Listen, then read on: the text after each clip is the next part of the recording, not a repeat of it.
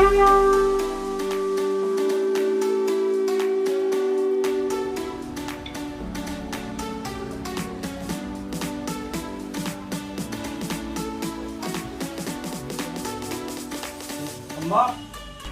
माता, अम्मा जी, पेंशन वाला क्या? शादी वाला पैसा वाला तो मेरे आगे आया था ना। शादी वाला तो मेरे आगे आया। कितना? ये मुझे ये देखो, मुझे ये देखो।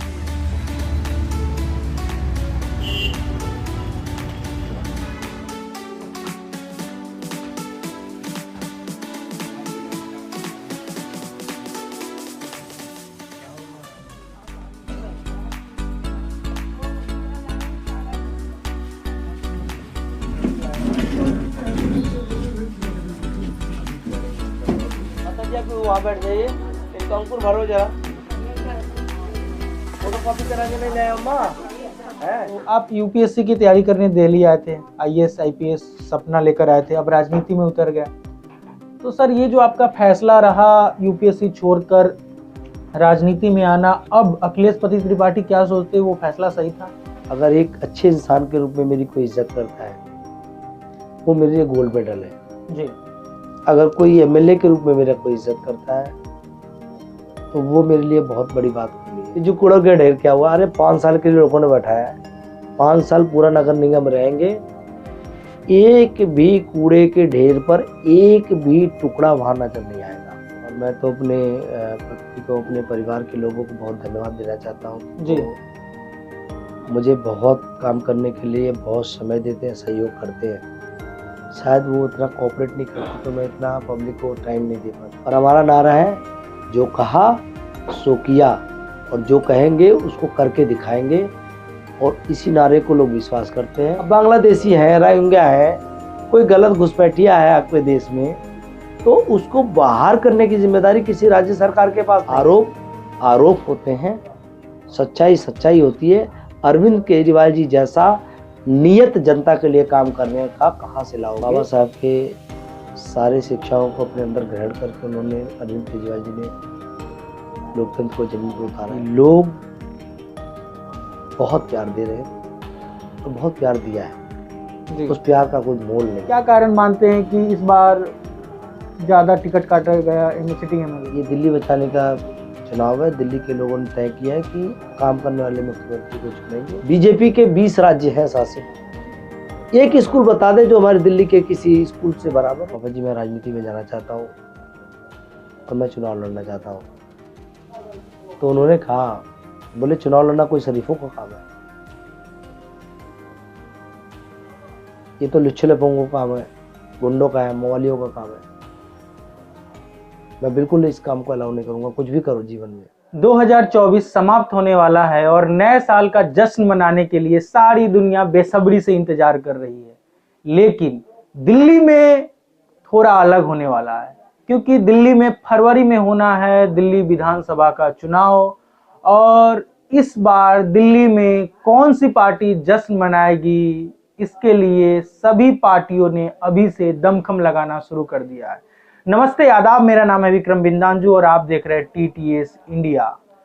फरवरी में अनुमानतः दिल्ली विधानसभा का चुनाव होना है और अभी से ही राजनीतिक सरगर्मियां खूब बढ़ी हुई है। सभी पार्टी, चाहे वो भाजपा हो, आम आदमी पार्टी हो, कांग्रेस हो, सभी ने दमखम लगाना शुरू कर दिया है।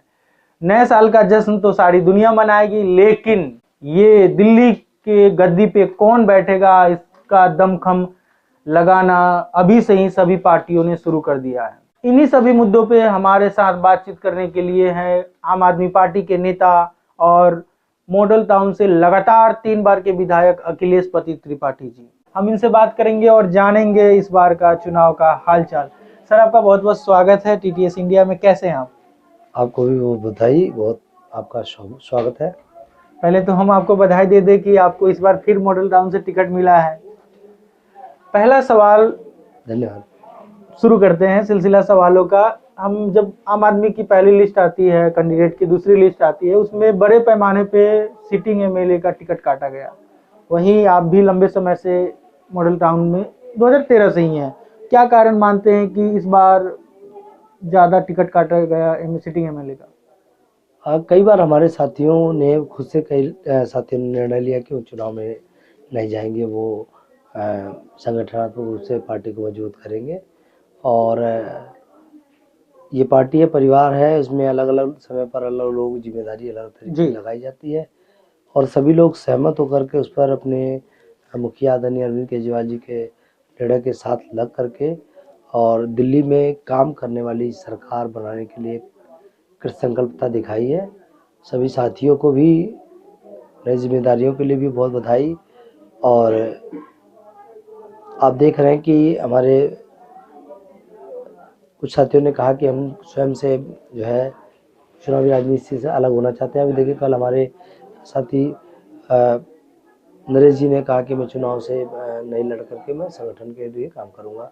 तो ऐसा होता रहता है, परिवार है और परिवार में जिम्मेदारियां अलग अलग तरीके से तय की जाती है।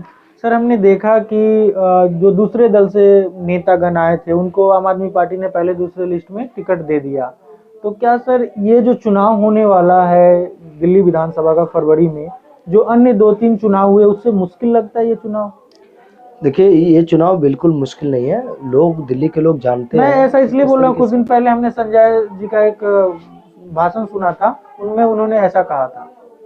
देखिए मैं बताऊं कि ऐसा कोई चुनौती नहीं है। आदरणीय अरविंद केजरीवाल जी का जो काम है, जो बिजली, पानी, शिक्षा, स्वास्थ्य का जो मॉडल है जी, उस मॉडल का कोई तोड़, उस काम का कोई तोड़ भारतीय जनता पार्टी के पास नहीं है। भारतीय जनता पार्टी के सातों सांसद फैल रहे हैं जी। और आपने देखा कि पिछले 10 वर्षों से सांसद रहे इनके लोग 144 करोड़ रुपए सांसद निधि का जी लैप्स हो गया, जो वो काम नहीं कर पाए जमीन पे जाके। 144 करोड़ लैप्स हो जाना मतलब जो है 144 करोड़ रुपए लैप्स हो जाना दिखाता है कि कितने भारतीय जनता पार्टी के चुने हुए प्रतिनिधि कितने जनता के काम के प्रति संजीदा है। और भारतीय जनता पार्टी ने माना कि उनको लोग काम नहीं करते, इसलिए उन्होंने कहा टिकट बदल देते हैं जी। अभी जो सांसद आए हैं 1 साल पूरा होने को है जी। 2023 के शुरुआत में चुनाव हुआ, अभी तक जो है 2025 होने जा रहा है जी। 1 रुपए का निधि, सांसद निधि अभी तक किसी सांसद ने निर्गत नहीं किया है। ये भारतीय जनता पार्टी के सांसदों की सच्चाई है काम के प्रति। तो भारतीय जनता पार्टी और ये दिल्ली में सांसदों की सच्चाई बताई मैंने। अब मैं बताना चाहता हूँ देश में क्या सच्चाई है सर। कि बिजली और पानी जी, शिक्षा, स्वास्थ्य पर जो नायाब मॉडल अरविंद केजरीवाल जी ने बनाया जी, आज दिल्ली में हम 24 घंटे बिजली दे रहे हैं, बिल्कुल सबसे सस्ती और निःशुल्क बिजली दे रहे हैं जी। और जिस दिन से सरकार आई उसके 1 महीने बाद से दे रहे हैं। पीछे ही 10 साल से ज्यादा हो गया हम लोगों को सर बिजली 24 घंटे देते हुए। बीजेपी में की 20 राज्यों में सरकार है, एक भी राज्य ऐसा बता दे बीजेपी जहां पे 24 घंटे बिजली आती हो। 30 साल से गुजरात में सरकार है भारतीय जनता पार्टी की, 24 घंटे बिजली है, कहते नहीं है। मध्य प्रदेश में इनकी पिछले कई वर्षों से जो है सरकार है, 24 घंटे बिजली है, नहीं है। यूपी में इनकी 10 साल से सरकार है, तीसरे टेन्योर के लिए चल रहे हैं, क्या वहां पर 24 घंटे बिजली है, नहीं है। बिहार में इनकी सरकार है, क्या वहां भी 24 घंटे बिजली है, नहीं है। वहां के लोग तो कह रहे हैं कि भाई साहब पैसे ले लो और 24 घंटे बिजली दे दो जी। पैसे लेके भारतीय जनता पार्टी के लोगों को, सरकार के लोगों को 24 घंटे बिजली नहीं देने आता। अरविंद केजरीवाल को निःशुल्क बिना पैसे में भी 24 घंटे बिजली देने आता है, क्योंकि हमारे पास नियत है काम करने की जी। एक स्कूल, दिल्ली के मॉडल का एक स्कूल, बीजेपी के 20 राज्य हैं शासित, एक स्कूल बता दे जो हमारे दिल्ली के किसी स्कूल से बराबर हो। अभी जब चुनौती दिया गया कि भाई बीजेपी शासित कोई प्रदेश है जहां पर दिल्ली के टक्कर का कोई स्कूल है जी, तो प्रधानमंत्री मोदी जी गुजरात गए, वलसाड में, वहां पर उन्होंने एक टेंट वाला स्कूल बनवाया, उसमें शूटिंग कराई और शूटिंग का फोटो भेजा। और जब उन स्कूलों को खोजने के लिए आदरणीय मनीष सिसोदिया जी गुजरात पहुंच गए जी, तो पता चला, वलसाड के लोगों ने बताया, अभी खेत में बना हुआ था 1 हफ्ते पहले स्कूल मोदी जी के शूटिंग के लिए, और वो तो उखाड़ के ले गए स्कूल को। जी। ऐसे स्कूल बनाते हैं ये लोग। तो फोटो खिंचवाने की राजनीति देश में कब तक चलेगी? लोग समझ गए हैं इनके चाल चरित्र और चेहरे को। दिल्ली के लोग पढ़े लिखे लोग हैं, समझदार लोग हैं, और उन्होंने तय कर रखा है कि काम करने वाला मुख्यमंत्री है, वो काम की राजनीति को चुनने जा रहे हैं। आपने बोला कि दिल्ली के लोग पढ़े लिखे हैं और लोकसभा का जिक्र भी किया। पिछले बार जो अभी रिसेंटली लोकसभा का चुनाव हुआ था, आपके पार्टी की तरफ से एक नारा दिया गया था, जेल का जवाब वोट से। हालांकि एक भी सीट जीतने में कामयाब आप लोग नहीं हो पाए, कांग्रेस से गठबंधन था। मेरा जो सवाल है, इस बार क्या कारण रहा कि आप लोग इंडिया अलायंस के साथ, कांग्रेस के साथ दिल्ली विधानसभा में नहीं उतरे? शायद हो सकता है कि दिल्ली की जनता को ये पसंद नहीं आया कि कांग्रेस जैसी पार्टी को से साथ हमें समझौता करना चाहिए था। क्या सर, उसका क्या कारण? आप जो कांग्रेस के साथ मिलकर चुनाव लड़े, तो उसका आप लोगों पे पॉजिटिव रिस्पांस हुआ या नेगेटिव रिस्पांस? दिल्ली की जनता ने इस बात के निर्णय को जो है सराहना कम किया कि हमें भारतीय कांग्रेस के साथ मिलकर के चुनाव लड़ना चाहिए। तो जनमत को समझते हुए, जनता के जनादेश को महसूस करके हमने इस विधानसभा का जो चुनाव है, विधानसभा का चुनाव अकेले लड़ने का ही निर्णय लिया है, क्योंकि कांग्रेस के पास भी उस तरीके का विजन जनता के लिए कहीं नज़र नहीं आ रहा है जनता में। तो आम आदमी पार्टी का एक अलग से काम का एक विजन रहा है, काम करके बिजली, पानी, शिक्षा, स्वास्थ्य सब निःशुल्क दे के भी मुनाफे में सरकार चला के ईमानदार सरकार का एक प्रतिमूर्ति हमने स्थापित किया दिल्ली में जी। और उस मॉडल का नाम Arvind Kejriwal model of governance रखा गया है, जिससे तमाम विदेश के लोग भी स्टडी कर रहे हैं कि क्या शानदार मॉडल बनाया गया है। तो अकेले लड़ रहे हैं दिल्ली में, और दिल्ली के लोग अपने मुख्यमंत्री, अपने हर दिल अजीज नेता, दिल्ली में और देश में काम की राजनीति को स्थापित करने वाले राजनीति में अरविंद केजरीवाल जी को अब फिर से जो है चौथी बार मुख्यमंत्री बनाने जा रहे लोग। लेकिन सर, मैं कांग्रेस के एक बड़े नेता को सुन रहा था, तो उनका ये कहना है कि हम लोकसभा चुनाव आम आदमी पार्टी के साथ मिलकर लड़े, इसलिए हमें नुकसान हो गए, क्योंकि आम आदमी पार्टी एक भ्रष्टाचारी पार्टी है। तो इस पे आप क्या कहेंगे? कांग्रेस को लेकर क्या कहेंगे? अब आपको पहले ही बता दिया कि जिस पार्टी का पूरा चरित्र किस तरीके का पूरा देश जानता है, लेकिन चूंकि तत्कालीन रूप से देश के संविधान और लोकतंत्र को जो जिस तरीके से चोट भारतीय जनता पार्टी पहुंचा रही थी, इसलिए हमारे मुखिया अरविंद केजरीवाल जी का निर्णय था कि हमारे आपसी मतभेद हो सकते हैं, लेकिन देश अगर खतरे में हो, देश का डेमोक्रेसी, देश का संविधान खतरे में हो, तो हम किसी भी तरीके से किसी के साथ जाकर के देश को बचाने का काम करेंगे।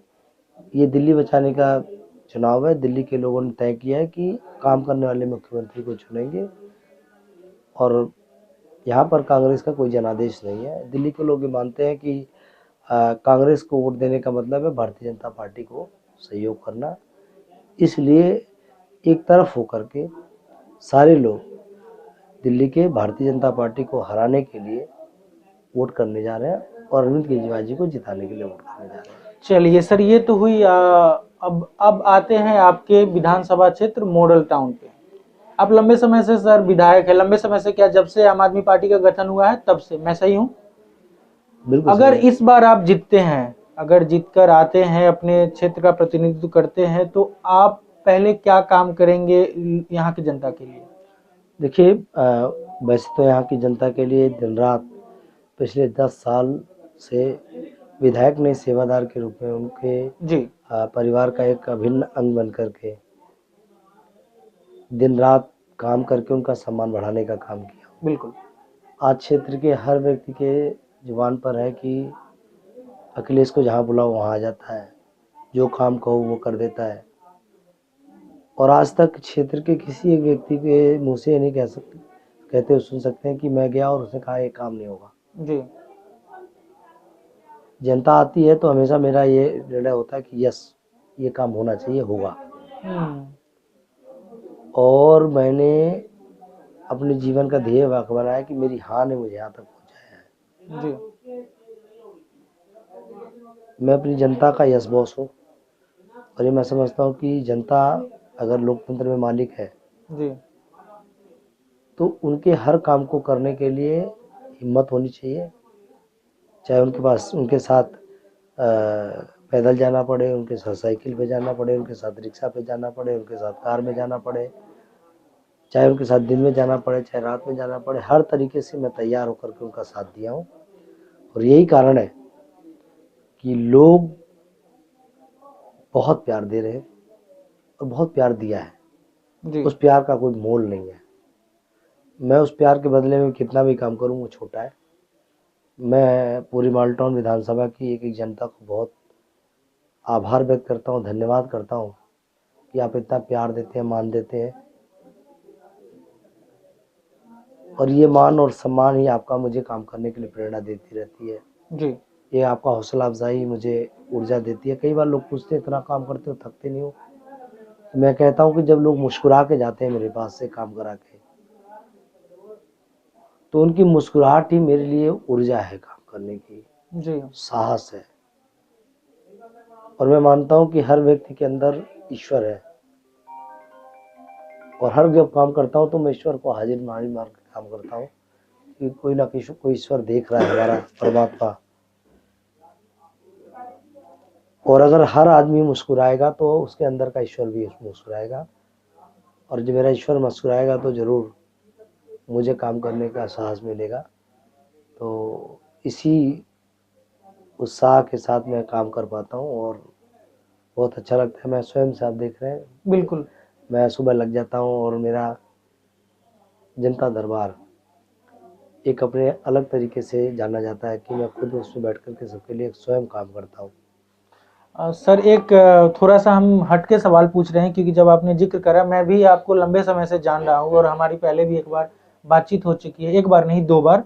मैं आपकी वाइफ मैम से मिला था तो उनसे भी हमारी थोड़ी बहुत बातचीत हुई थी ऑफ कैमरा। तो आप यूपीएससी की तैयारी करने दिल्ली आए थे, आईएएस आईपीएस सपना लेकर आए थे, अब राजनीति में उतर गए। तो सर ये जो आपका फैसला रहा यूपीएससी छोड़कर राजनीति में आना, अब अखिलेश पति त्रिपाठी क्या सोचते, वो फैसला सही था? मैं बताऊं, जब मैंने इसमें मैं एक सवाल और ऐड कर देता हूं, आप दोनों का जवाब दे दीजिएगा।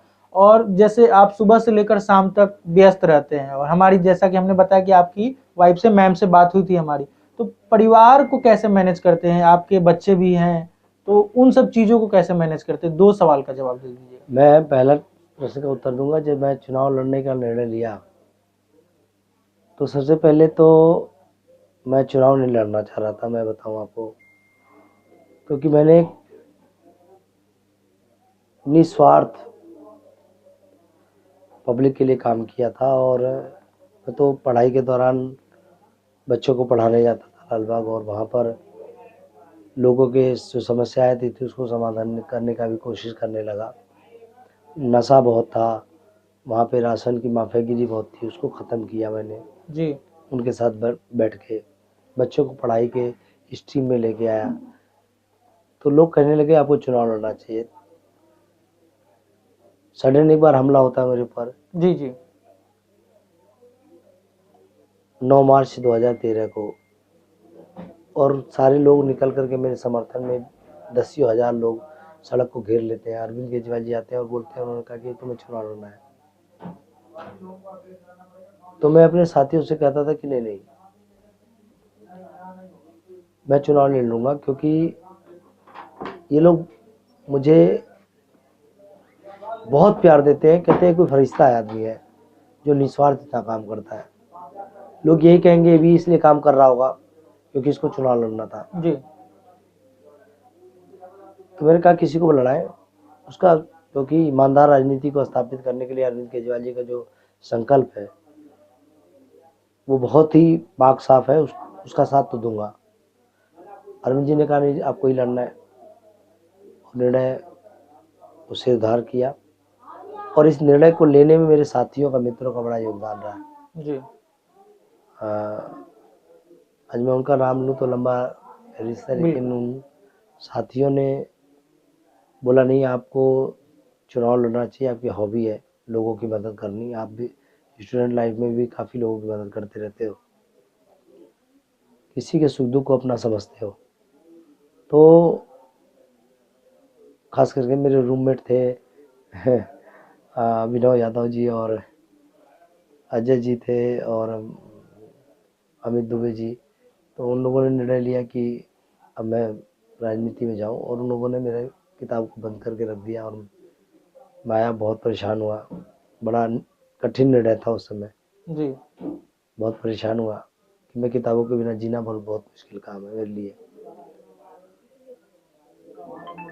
और आपको बताऊं कि रात में बहुत पल तक रोना पड़ा किताबों से बिछड़ने के लिए जी। लेकिन काम का जुनून धीरे धीरे करके और समय, उन्होंने कहा कि आप एक काम करो, या तो पढ़ोगे या तो राजनीति में जाओगे। और फिर फुल टाइम, फिर जब अगले दिन हमने अपने फादर को बताया कि पापा जी मैं राजनीति में जाना चाहता हूँ और मैं चुनाव लड़ना चाहता हूँ, तो उन्होंने कहा क्या बोले? मैंने कहा मैं चुनाव लड़ना चाहता हूँ। बोले चुनाव लड़ना कोई शरीफों का काम है, ये तो लुच्छे पोंगों का काम है, गुंडों का है, मवालियों का काम है। मैं बिल्कुल इस काम को अलाउ नहीं करूंगा, कुछ भी करो जीवन में, ये कोई अच्छे लोगों शरीफ लोगों का काम है। उनको समझाने में मुझे महीनों लग गए, महीनों लग गए। मेरी मदर ने मदद किया कि नहीं अगर ये कह रहा है तो उसको आप एक बार हाँ कह दीजिए। बड़े नाराज से थे। उनको हमने कहा कि पापा जी आप कह रहे हैं आज गुंडों का काम है, मवालियों का काम है, शरीफ लोगों का काम नहीं है, लेकिन जब तक शरीफ लोग जाएंगे नहीं, पढ़े लिखे लोग जाएंगे नहीं, तब तक उनको रिप्लेस कौन करेगा। इसलिए अरविंद केजरीवाल जी ने जो काम की राजनीति, ईमानदार काम की राजनीति को लेकर के एक राजनीति शुरू की है जी। उसमें आहुति डालने का हम लोग को मौका मिल दीजिए, आदेश दीजिए। और अधूरे मन से ही सही उन्होंने हाँ तो नहीं कहा लेकिन ना भी नहीं कहा, और फिर हम आए। जीतने के 6 महीने बाद तक वो बहुत नाखुश रहते थे आपसे, जीतने के बाद भी। हाँ, वो उन्होंने फिर बाद में जब काम देखा, कहते थे बेटा 4 चीज़ याद रखना, जीवन में जो आपको एक कलम दी गई है, इस कलम का प्रयोग, इस शक्ति का प्रयोग हमेशा लोगों की भलाई के लिए करना। कितना भी बड़ा दुश्मन आपका क्यों ना हो, उसको नुकसान करने के लिए भी कभी प्रयोग मत करना इस शक्ति का। एक वो उनसे सीखने को मिला। दूसरा उन्होंने बताया कि कोई भी बहन बेटी हो आपके क्षेत्र की जी, उसको अपने बहन बेटी समझना, और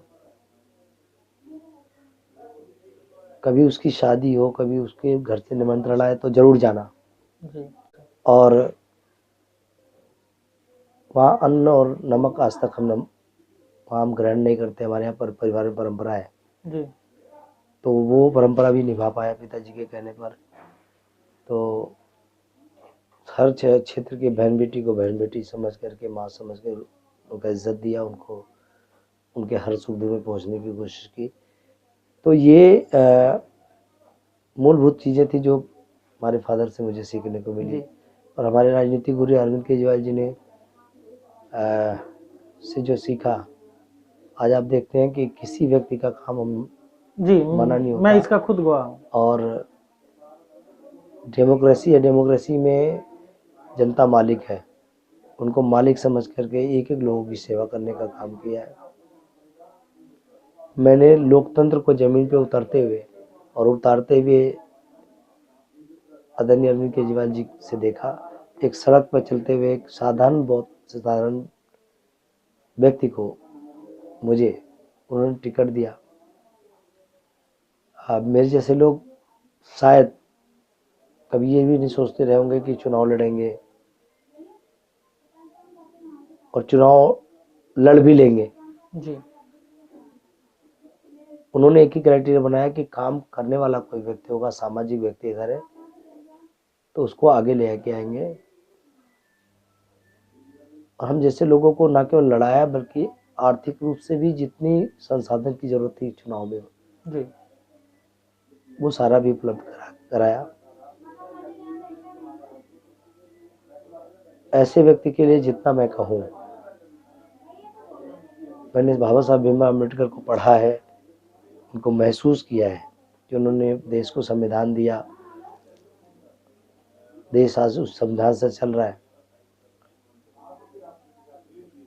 तमाम दबे कुचले हर महिला, हर गरीब व्यक्ति के लिए एक आशा की किरण उस संविधान की पुस्तक को जो उन्होंने दी बाबा साहब ने, उसको पढ़ा और महसूस किया। लेकिन जो देखा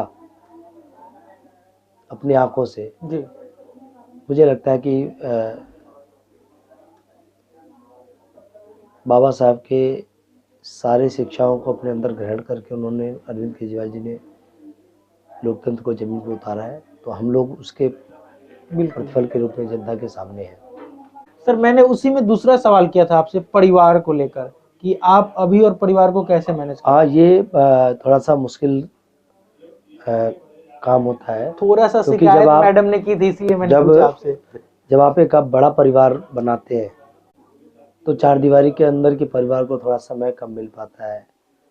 और मैं तो अपने पत्नी को, अपने परिवार के लोगों को बहुत धन्यवाद देना चाहता हूँ कि वो मुझे बहुत काम करने के लिए बहुत समय देते हैं, सहयोग करते हैं। शायद वो इतना कोऑपरेट नहीं करते तो मैं इतना पब्लिक को टाइम नहीं दे पाता जी। लेकिन पूरे घर को संभालना, बच्चों को संभालना वो लोग स्वयं से कर लेते हैं जी। और वो कहते हैं कि आप अच्छा काम कर रहे हैं, आप इसको करते रहिएगा। और लोग बहुत दुआएं देते हैं इस अच्छे काम करने की वजह से। और इसीलिए मैं मानता हूँ कि मेरे घर में किसको ये गोली भी नहीं खाता जी। और इतना बड़ा एक्सीडेंट हुआ मुझे मेरा खुद डॉक्टर ने कहा कि तो लगता है मिरेकल हो गया कि जान बचना मुश्किल था, लेकिन आज मैं बिल्कुल ठीक हूँ। तो लोगों को दुआओं का ही असर है। कभी कभी लगता है कि उनके लिए बहुत कम समय दे पाता हूँ, उनके साथ बहुत कम समय बिता पाते हैं। उसका मन में थोड़ा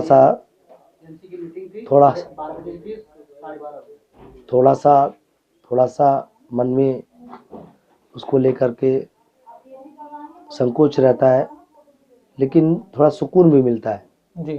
जब लगता है कि बड़े परिवार की सेवा का जो संकल्प लिया था वो पूरा कर पाते हैं।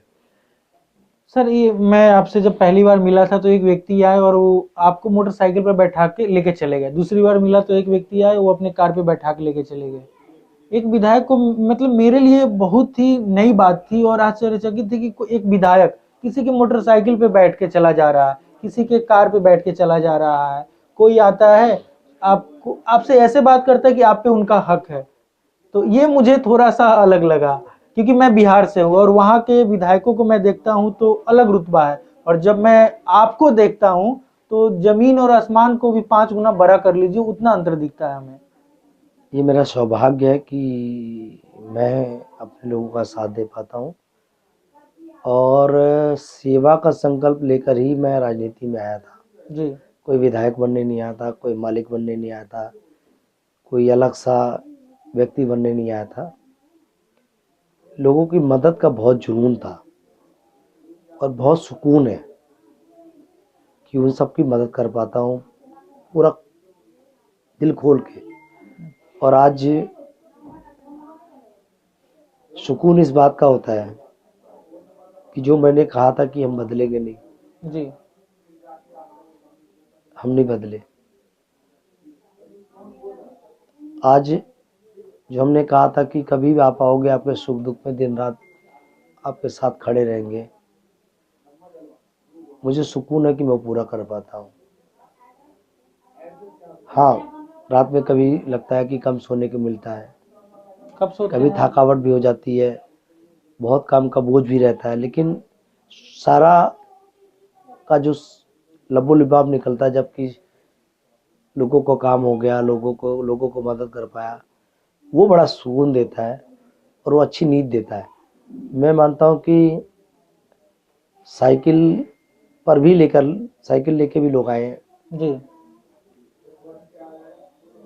तो उनके साथ भी जाने का काम किया है। जी ई रिक्शा लेके आए हैं तो उनके साथ भी जाने का काम किया है। और अगर किसी के पास वो भी नहीं है, वो लेके नहीं आए पैदल, तो पैदल भी जाने का काम किया है। जी शायद इसी जिम्मेदारियों को निर्वहन करने के लिए मैं राजनीति में आया था, कि मैं उनकी मजलूमियत को, उनकी मजबूरियों को, उनकी दुश्वारियों को उनको दूर कर पाऊँ, और उसको दूर करने के लिए कुछ भी करना पड़े वो करने के लिए तैयार रहता हूँ। कई बार मेरे ऑफिस के स्टाफ के लोग भी कहते हैं कि भैया आप तो इसको भी हाँ कह दिए, अब कैसे होगा, बहुत मुश्किल काम है। तो बड़ा मैंने कहता हूँ मैंने हाँ कहा है सर, पहले। 1 मिनट में रोकना चाहूंगा। ये ऐसे ही एक बात हुई थी, तो जब हमारी मैडम से बात हुई थी तो उनसे मैंने बोला कि सर ने आज हमें इस काम के लिए हाँ बोला था। तो मैडम ने बोला कि वो आज तक जीवन में कभी किसी को ना नहीं बोले हैं, वो करेंगे काम लेकिन ना नहीं बोलते हैं। तो बस मुझे याद आया, तो तो मैं उसको, तो मैंने हाँ कह दिया। मैं उनको समझाता हूँ कि मैंने हाँ कह दिया तो मेरे पास चुनौती आ गई कि मुझे इसको करना है, जी उसके लिए मैं प्रयास करूँगा। और यकीन मानिए कि आज तक अगर 100 कामों के लिए हाँ कहा तो 95%, 96%, 97% कामों का हमने, ईश्वर की बड़ी कृपा रही कि वो हाँ में तब्दील हुए। जी और मैं मानता हूँ कि ये आदर्श स्थिति है पृथ्वी पर, वो काम हुए। बिल्कुल टाइम का हो सकता है इधर उधर हो गया हो, वो मैं नहीं कह सकता, लेकिन वो काम होना पड़ेगा, ये मैं जानता हूँ। जी और यही विश्वास, अगर मैं ना कर देता, मैं इनको समझाता हूँ ऑफिस के लोगों को, ना कर देता तो मैं उसके लिए प्रयास भी नहीं कर पाता। जी कई बार हाँ कहने के चक्कर में मुझे बहुत सारी नई चीज करने के लिए, नई चीजें सीखने का अवसर मिलता है। मैं काम करने के साथ साथ सीखता भी हूँ। जी कोई नया चीज आ गया, मैंने हाँ कह दिया, उसको फिर कैसे करना है, उसके लिए तरीके क्या है, उसके लिए भागना दौड़ना, किससे मिलना है, किससे बातें करनी है, नए तरीके के लोगों से मुलाकात, नए तरीके के काम करने का अनुभव, ये मेरे हाँ का परिणाम रहा। मुझे सीखने को बहुत मिला। तो आज कोई फील्ड नहीं है ऐसा जो मेरे पास ऐसा आया नहीं जो मैंने उस काम को कर नहीं पाए। जी मैं सबसे एक सवाल जरूर पूछता हूँ कि अगर मैं एक वोटर हूँ तो मैं अखिलेश पति त्रिपाठी को वोट क्यों करूँ, भाजपा और कांग्रेस को छोड़कर? इसका जवाब मेरी मालटोन की बहुत ही सम्मानित जनता हमेशा देती रही है। जी मुझे मैं चुन चाहूंगा कि करके, प्लीज आप बताएं। मुझे चुन करके, और मैं बोलूं इससे ज़्यादा इस पर जनता बोलती रही है, जी मैं ये उचित समझूंगा। लेकिन उसमें से सबसे बड़ी बात है जिसके लिए वो लोग मुझे बहुत पसंद करते हैं, कि सभी लोग कहते हैं कि मेरा बेटा है अखिलेश, कोई कहता है मेरा भाई है, कोई कहता है मेरा साथी है, कोई कहता है मेरे परिवार का, मेरे पिताजी के मित्र हैं, जी तो कोई भतीजे के रूप में है, कोई मेरे, तो परिवार के अंग के रूप में एक लोग इस विधानसभा के लोग हैं। और कभी कोई एमएलए के रूप में, विधायक के रूप में मैं उनके बीच में नहीं जाना चाहता। जी यही मैं अपनी उपलब्धि मानता हूँ। और मैं हमेशा कहता हूँ जनता के बीच में, अगर एक अच्छे इंसान के रूप में मेरी कोई इज्जत करता है, वो मेरे लिए गोल्ड मेडल है। जी अगर कोई एमएलए के रूप में मेरा कोई इज्जत करता है तो वो मेरे लिए बहुत बड़ी बात कोई नहीं है, बहुत छोटी सी बात है वो जी उसको मैं किसी प्रकार का कोई,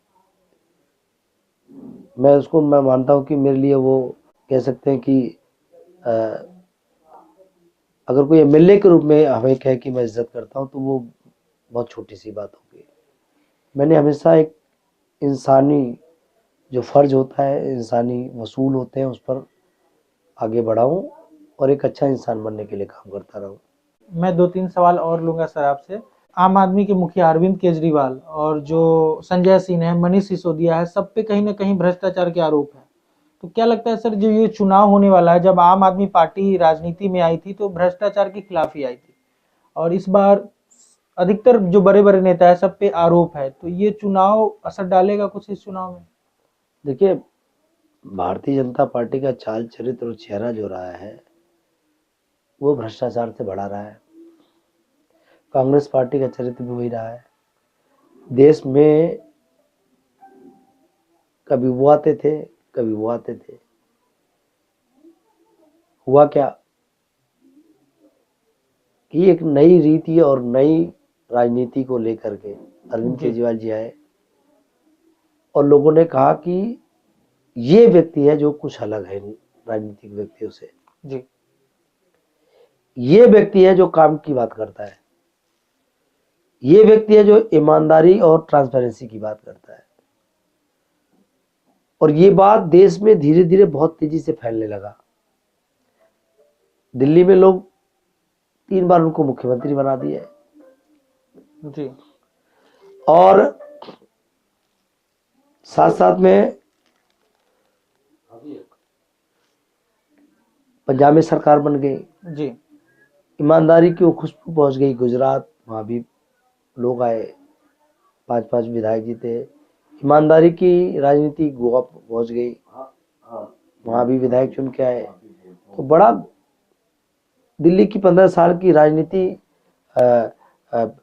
भ्रष्ट एमसीडी की राजनीति की परंपरा को लोगों ने उखाड़ के फेंक दिया। बीजेपी को बहुत घबराहट होने लगी, चुनौती ऐसी मिल गई उनको कि अब लगता है कि देश की राजनीति में भी बहुत बड़ा जगह बनाने जा रहे हैं अरविंद केजरीवाल जी, और जगह बना चुके हैं, आपको सबको पता है जी। तो इनको रोकना चाहिए और ये बताना पड़ेगा। उसके रोकने के लिए उनको रोकने के लिए ये कहना पड़ेगा कि अरविंद केजरीवाल भी कोई हमसे अलग नहीं है, हमारी तरह ही है। इसलिए झूठे आरोपों में, ऐसे मनगढ़ंत आरोप जिसका आज तक कोई साक्ष्य प्रस्तुत नहीं कर पाई, मर्जी इतनी केंद्रीय एजेंसियां लगा ली, सीबीआई, ईडी, इनकम टैक्स, जाने कितनी कितनी लगा ली, एक पैसे का तो कहीं सबूत मिला। अगर हुआ होता तो कुछ तो साबित होता जी। उनके पास ताकत है, पावर है, वो कुछ भी कर सकते हैं, एफआईआर लिखवा सकते हैं, किसी को जेल में डाल सकते हैं, तानाशाही चल रही है देश में। लेकिन झूठे आरोप झूठे होते हैं, ये बात सुप्रीम कोर्ट ने बेल दे करके और फटकार लगाते हुए बोला कि अभी तक आपने कोई साक्ष्य प्रस्तुत नहीं कर पाया। और ईडी का जो कानून है वो ऐसा कानून है कि अगर एक पैसे का कहीं साक्ष्य मिल जाए तो कोई जीवन में उसका बेल नहीं हो सकता जी। अरविंद केजरीवाल जी का बेल इस चीज का प्रमाण है कि वो ईमानदार है। इस बात का प्रमाण है जो है सुप्रीम कोर्ट के द्वारा जो है उनका बेल दिया जाना कि एक पैसे का अभी तक जो है कोई आरोप कहीं पर साबित करने में ईडी सीबीआई फेल रही है। जो केंद्रीय एजेंसियां हैं मोदी जी के इशारे पे काम कर रही थी, जो उनका ये एजेंडा भी फेल हो गया कि ये अरविंद केजरीवाल औरों की तरह है जी। औरों की तरह होते तो दिल्ली में फ्री बिजली दे करके 24 घंटे बिजली नहीं दे सकते थे। औरों की तरह होते तो 20,000 लीटर तक पानी निःशुल्क दे करके मुनाफे की सरकार दिल्ली में चलन नहीं चला रहे होते। औरों की तरह होते अरविंद केजरीवाल तो महिलाओं को बस यात्रा, बुजुर्गों को तीर्थ यात्रा, शानदार सरकारी स्कूलों का मॉडल जी। सारे स्कूलों को शानदार नहीं बना पाते। अगर भारतीय जनता पार्टी के सरकारों की तरह होते तो सारी स्वास्थ्य व्यवस्था निःशुल्क करके मोहल्ला क्लिनिक का मॉडल नहीं दे पाते जी। नहीं दे पाते। हमने दिया ना। आज विदेशों से अगर कोई स्कूल देखने आता देश का तो मोदी जी को बीजेपी शासित कोई प्रदेश नहीं दिखता जिसका स्कूल दिखा दे। भारत देश का, भारत माता का गर्व से सर ऊंचा हो जाए, उसके लिए शिक्षा का मॉडल दिल्ली के अरविंद केजरीवाल का स्कूल देख करके ही तय होता है मानक। जब यूएन से सेक्रेटरी जनरल आते हैं और वो देखते हैं कि मोहल्ला क्लिनिक बहुत शानदार कॉन्सेप्ट है, वो पूरी दुनिया में लागू होना चाहिए, तब भारत देश का सीना ऊंचा होता है। मैं मानता हूं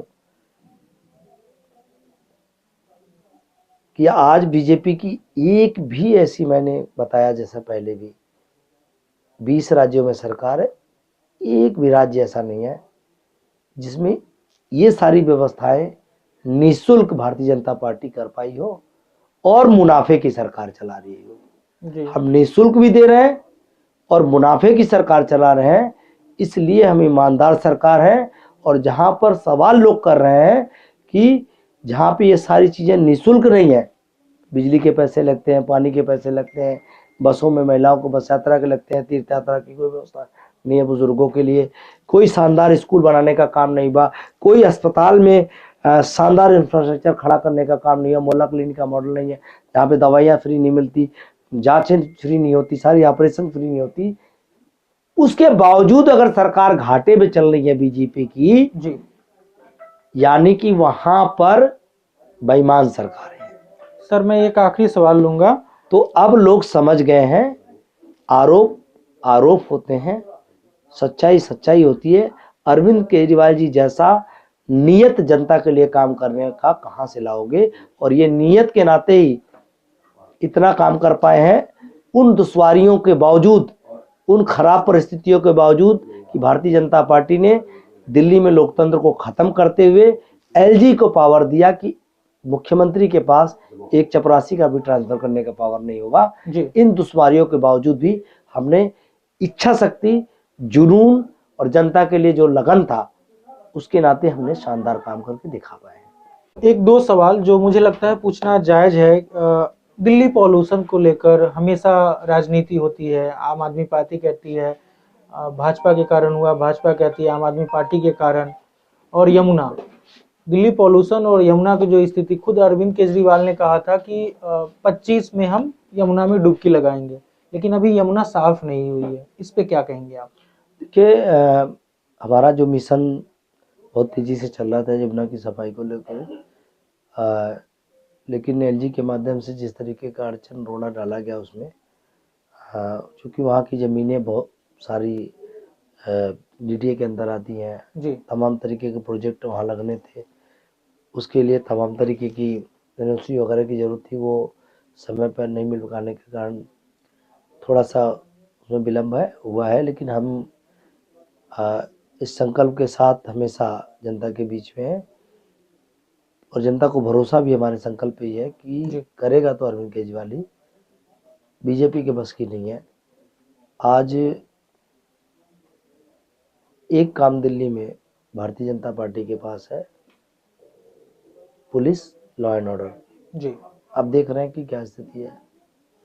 आज दिल्ली क्राइम सिटी बन गई है, रेप सिटी बन गई है, गुंडागर्दी इतनी है, जगह जगह क्लस्टर्स में दारू बिक रहा है, गांजा बिक रहा है, स्मैक बिक रहा है, सट्टे हो रहे हैं,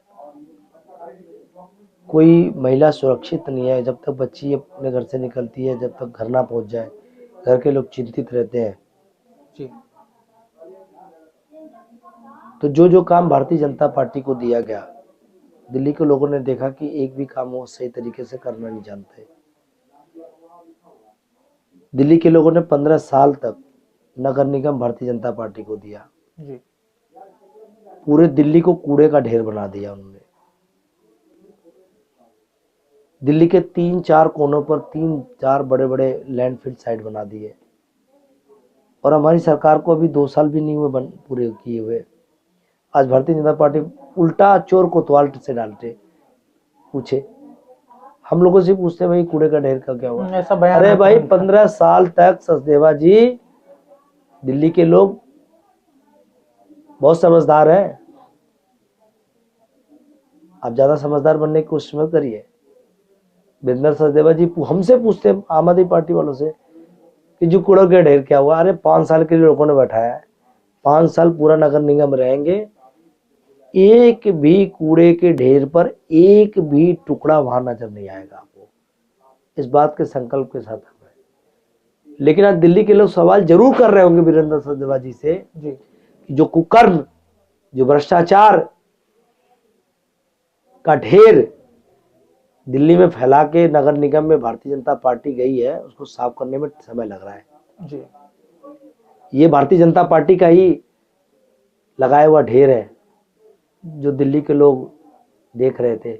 उसको भी कहीं पे 40%, कहीं 50%, कहीं पे 60% तक अभी 2 साल के संकल्प के समय में ही हमने कम करने का काम कर दिया है।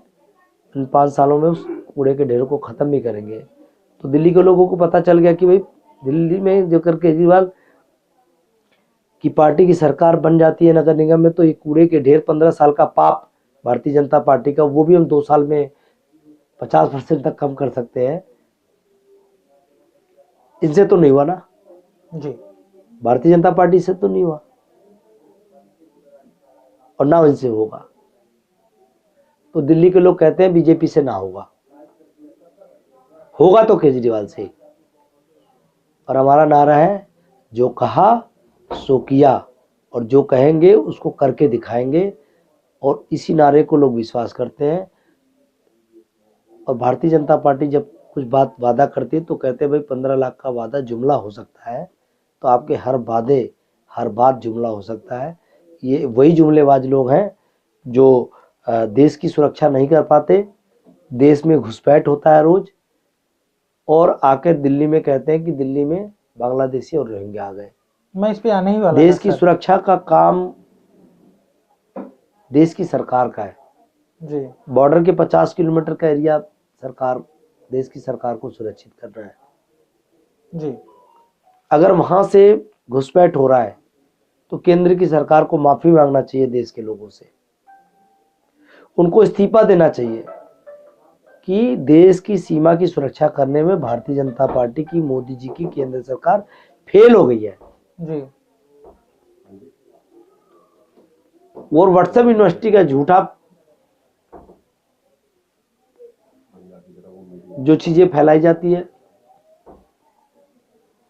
उसमें क्या कहा जाता है कि भाई दिल्ली में तो जिम्मेदारी केजरीवाल जी की है। आप बताइए दिल्ली में कोई गलत आदमी घुस गया, उसको बाहर करने की जिम्मेदारी पुलिस की होती है। पुलिस भी केंद्र सरकार के पास है, गृह मंत्री जी अमित शाह जी के पास है। क्या उनको बाहर करने के लिए अभी तक क्या किया उन्होंने? भारतीय जनता पार्टी की पुलिस ने, भारतीय जनता पार्टी ने उस पर क्या किया केंद्र सरकार ने? जी। वो कहते हैं जमीनों में बस गए जी, law and order, law land ये उनके पास है। और पुलिस, अगर कोई जमीन में पर कोई आदमी बैठ गया है केंद्र सरकार के, जो उनकी जिम्मेदारी है प्रोटेक्ट करना उसको, तो वो बाहर क्यों नहीं किया अभी तक?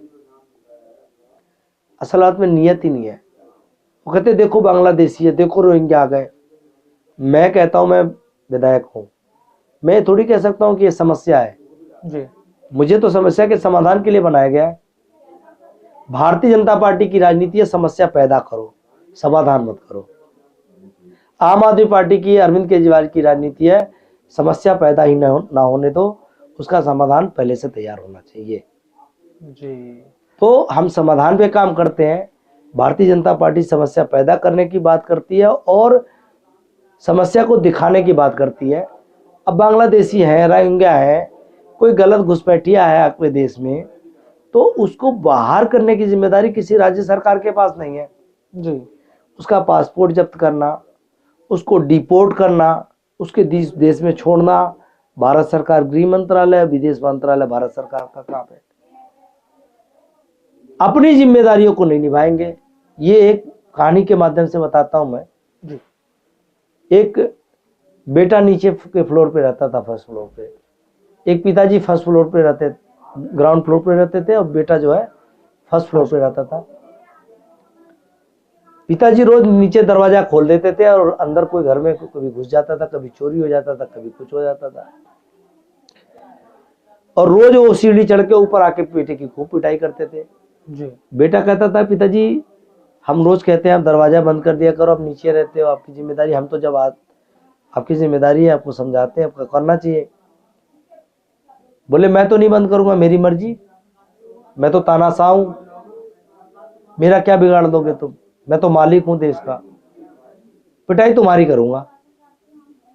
यही मोदी जी की हालत है। अरे खुद तो सीमा की सुरक्षा कर नहीं पा रहे हो और राज्य सरकारों को जिम्मेदार ठहरा रहे हो। लोग आपकी सच्चाई को जानने लगे हैं।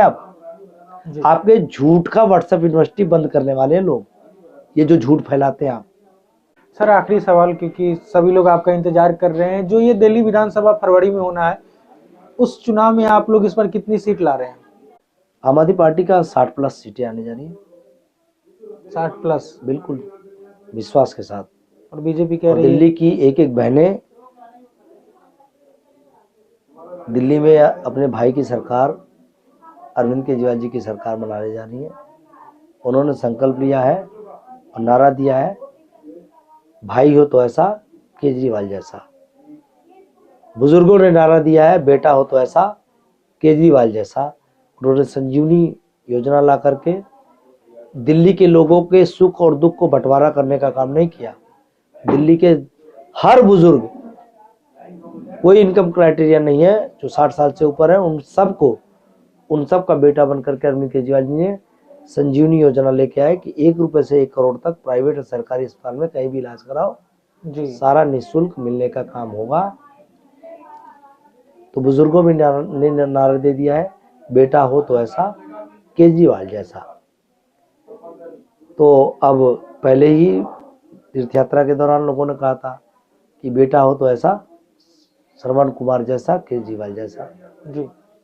तो तीर्थ यात्रा भी कराया उन्होंने। तो दिल्ली के लोग तैयार हैं। दिल्ली के लोगों को पता है कि एक ही व्यक्ति है जो कुछ कहेगा वो करेगा। भारतीय जनता पार्टी के नेताओं से ना उम्मीद की जा सकती है, ना वो काम करते हैं।